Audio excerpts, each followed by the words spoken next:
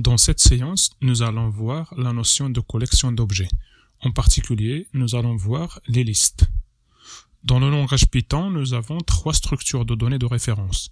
Il y a les listes, les tuples et les dictionnaires.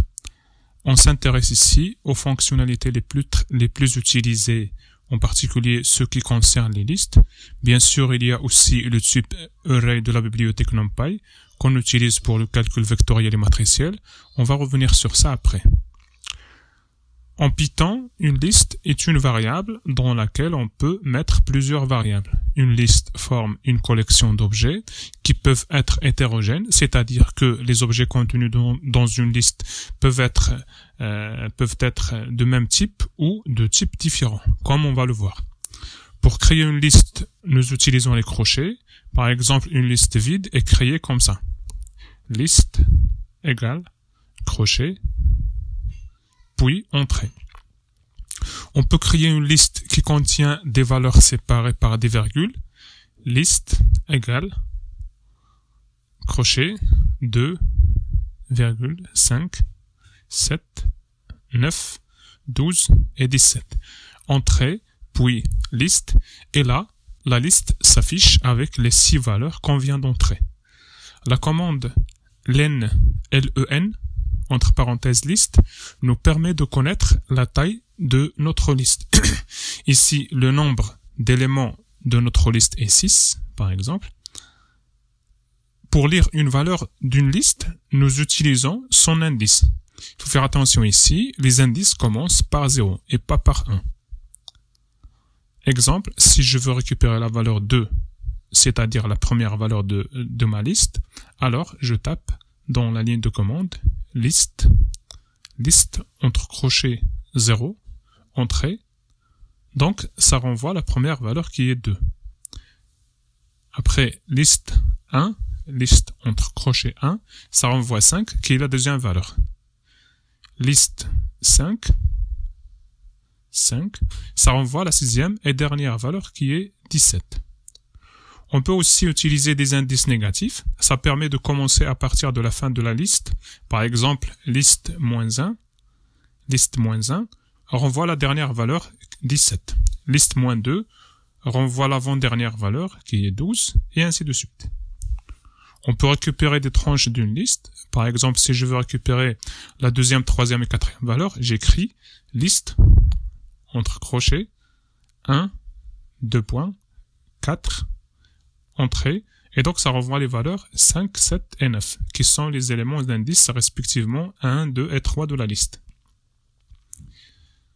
Si je tape liste entre crochets 0, 2.5, 2.2, alors ça renvoie les éléments d'indice 0, 2 et 4 de la liste. Le 0 ici, c'est l'indice de début, le 5 c'est l'indice de fin, et le 2 c'est le pas. C'est le pas d'incrémentation. On peut modifier une valeur d'une liste en utilisant son indice. Par exemple, on a notre liste. On peut écrire par exemple liste 1 égale à 3, entrée. Et donc puis liste, entrée.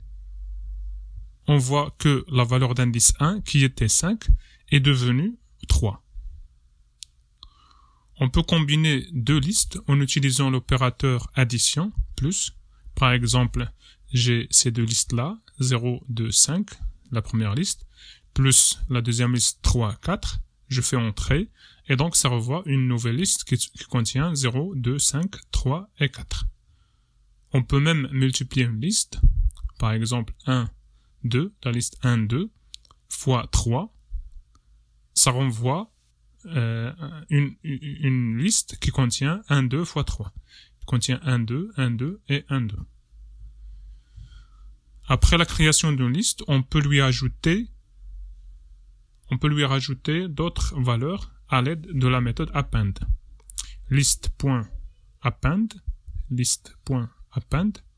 entre parenthèses 20, entrée, puis liste, entrée. On voit alors la valeur 20 qu'on vient de rajouter apparaît à la fin de la liste. Comme on l'a déjà signalé, une liste peut contenir des objets de différents types. Par exemple, on peut écrire liste égale 1, 2, A, le caractère A, ou ça pourrait être une chaîne de caractères, 3,14 et A, à nouveau.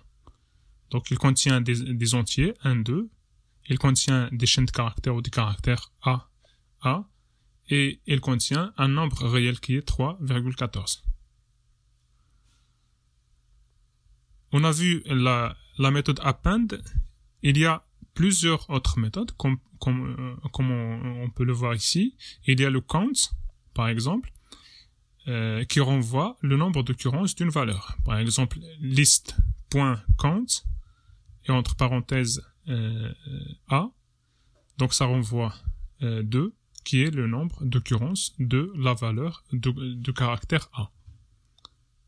Si je tape list.count 2, ça renvoie 1, donc le 2 apparaît une fois. Il y a aussi remove, c'est pour supprimer une entrée. Par exemple, si je fais list.remove A, donc ça supprime une entrée par sa valeur ici, c'est A. Donc ça va supprimer le premier A, le premier A qui va rencontrer. On peut aussi supprimer une entrée par son indice à l'aide de la commande del list entre crochets 0. Et donc j'envoie list. Et ça supprime le premier, plutôt la première valeur, qui est 1 ici. On peut inverser une liste en utilisant list.reverse, list.